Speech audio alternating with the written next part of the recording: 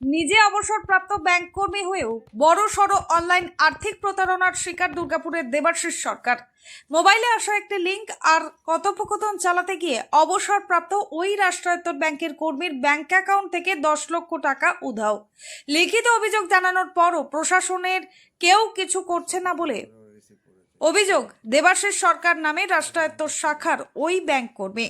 2021 সালে রাষ্ট্রায়ত্তর একটি ব্যাংকের শাখা থেকে অবসর নেন দেবাশিস বাবু। ঠিক করেছিলেন জীবনের কষ্টার্জিত টাকা নিরাপদে রাখবেন। চলতি বছরের 23শে অক্টোবর তার মোবাইলে একটা লিঙ্ক আসে। সেখানে তিনি যে রাষ্ট্রায়ত্তর ব্যাংকে কাজ করতেন সেই ব্যাংকের লোগো সাঁটানো একটি লিঙ্ক আসে। তাকে বলা হয় যদি তিনি অনলাইনে কোনো কিছু টাকা গচ্ছিত রাখতে চান তাহলে নিরাপদে রাখতে পারেন। নিজের ব্যাংকের লোগো দেখে তিনি তার লাইফ সার্টিফিকেট ফর্ম অনলাইনে ওই সাইটের মাধ্যমে ফিল আপ করা শুরু করেন।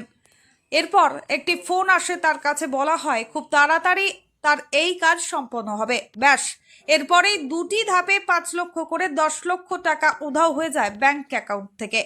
প্রথমটা তিনি বিশ্বাস করতে পারেননি, পরে দেখেন সবটাই শেষ।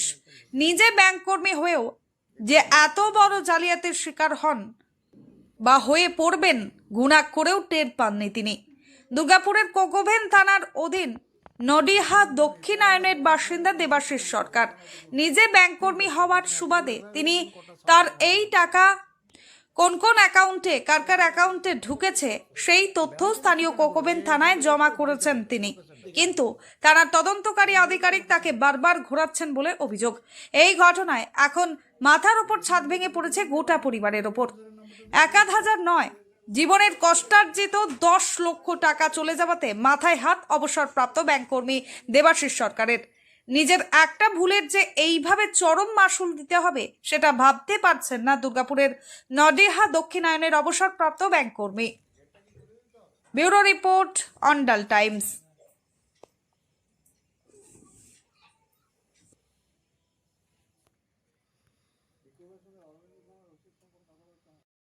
ঘটনাটা বলতে আমার একজন লজ্জা হচ্ছে একজন মানুষ হিসেবে। এবং কারণটা কি, আমি একটা ব্যাংকে কাজ করতাম এবং এই একজন আমার পরিচিত যারা দেখবে তারা একটা চোখ বড় বড় করে দেখবে যে দেবাশিস এরকম কাণ্ড করলো, দেবাশিস এই বোকামিটা করে ফেললো।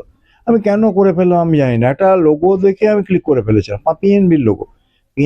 আমি পাঞ্জাব ন্যাশনাল ব্যাংকে কাজ করেছি শেষ 2 বছর, এর আগে ইউনাইটেড ব্যাংকে কাজ করতাম।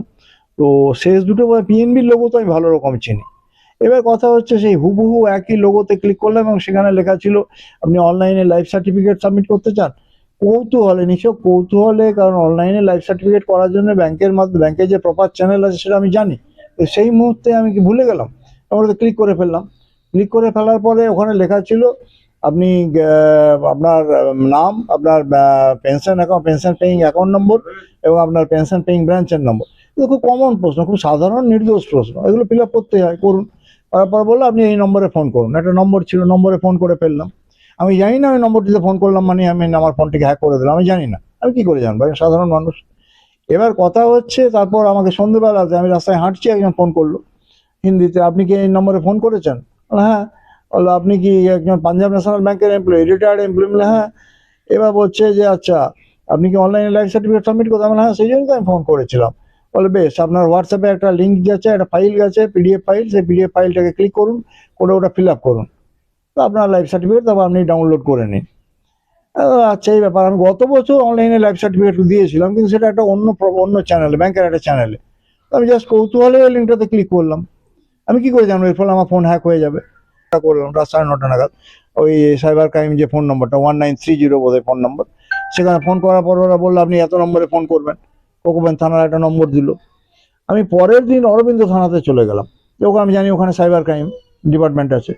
অরবিন্দ থানা বললো না, আপনাকে আসানসোল যেতে হবে। আসানসোল? বলে হ্যাঁ।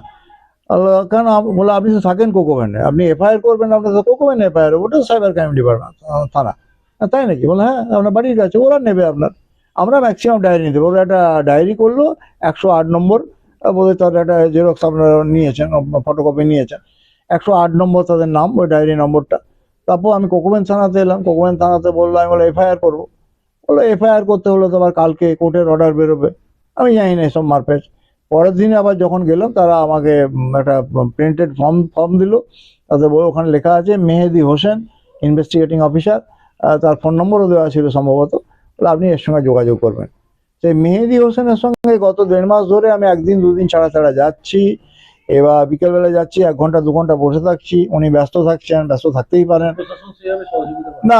আমি তো এই কথাই বলছি, আমি তো কোনো রকম কোনো সহযোগিতা পাইনি। ট্রেস করা গেছে কোথাকার হ্যাঁ, টেস্ট তো পরিষ্কার, আমার তো ব্যাংক স্টেটমেন্টই পাওয়া যাচ্ছে কোন দুটো অ্যাকাউন্টে টাকাটা গেছে।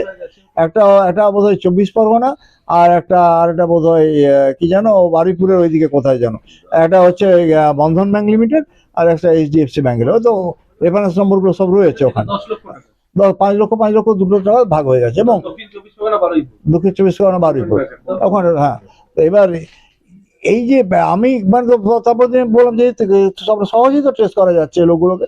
ও দাঁড়ান, অনেক সময় ফেক অ্যাকাউন্ট খোলে তো। এটা কবে হয়েছিল ঘটনাটা আপনার? 23শে অক্টোবর 24 তারিখ থেকে দেখছেন আপনার 24 তারিখ থেকে আমি এই সমস্ত ডকুমেন্ট হাজির করেছি থানাতে। সমস্ত টাকা ডিডাক্ট কবে থেকে হতে শুরু করলো?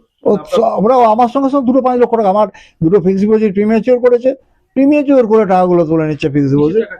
ওটা পাঞ্জাব ন্যাশনাল ব্যাংকের টাকাগুলো ছিল। লাইফ সার্টিফিকেট আমি লাইফ সার্টিফিকেট ফর্মটা ফিল আপ করতে যাচ্ছিলাম, তো ফর্মটা ফিল আপ করতে গিয়ে তখন এই এত সব কাণ্ড হলো। এবার কথা হচ্ছে টাকাগুলো যে গেল, টাকা একজনের মাধ্যমে আমার বাড়ি থেকে চুরি করেনি কেউ, যে পুলিশ তাদের খুঁজে পাচ্ছে না অপরাধীকে, আমার অ্যাকাউন্ট থেকে অ্যাকাউন্টে জালিয়াতি করেছে। এ সহজে ধরা যায়, তো আমার সাধারণ বুদ্ধি পড়ছে, সহজে ধরা যায়। কারণ লোক দুটোর নাম, ফোন নম্বর, নাম আর আমি ব্রাঞ্চের নম্বর পাচ্ছি। ব্রাঞ্চে গেলেই তো পাওয়া যায়, থানার ব্যাংক ম্যানেজার দিতে বাধ্য, তার ফোন নম্বর, তার ওয়্যার অ্যাবাউট। সে ফেক, আমি মানছি সে ফেক, যদি এই মেহেদি হোসেনের কথাটা ঠিকই হয়, হতেও পারে ঠিক, তো সে ফেক। কিন্তু তার তো ইন্ট্রোডিউসার একজন আছে, ব্যাংক অ্যাকাউন্ট তো এমনি এমনি হয় না, আমি গেলাম আর অ্যাকাউন্টটা খুলবে না তো, তার একজন ইন্ট্রোডিউসার লাগে, তো ইন্ট্রোডিউসারকে ধরা যেতে পারে। অর্থাৎ প্রশাসন যদি ধরে, আমি যদি আমার অ্যাকাউন্টে যদি কারোর 1 লক্ষ টাকা আসে, আমি সেই টাকাটার হিসাব দিতে বাধ্য, অ্যাকাউন্টে যদি টাকাটা আসে। তো এরা হিসাব দেবে না, 10 লক্ষ টাকা 20,000 আমাকে মেহেদি হোসেন দেখাচ্ছে, 20,000 করে ATM এর টাকাগুলো তোলা হচ্ছে, সারা রাত ধরে টাকা তুলেছে, তুলতেই পারে ATM এর টাকাগুলো। এবার সেই টাকাটা তো তাকে হিসাব দিতে হবে, তুমি টাকাটা নিয়ে কি করেছো। এবং এটা একমাত্র পুলিশ ছাড়া কে করবে? ব্যাংক বলে দিল না আমরা কোনো দায়িত্ব নেবো না, সে তো ব্যাংকের ব্যাপারটা, ব্যাংকের আমি আমি কোর্টে কেস ফেস করবো, ব্যাংক কতটা দায়িত্ব নিতে পারে কি না পারে জানি না।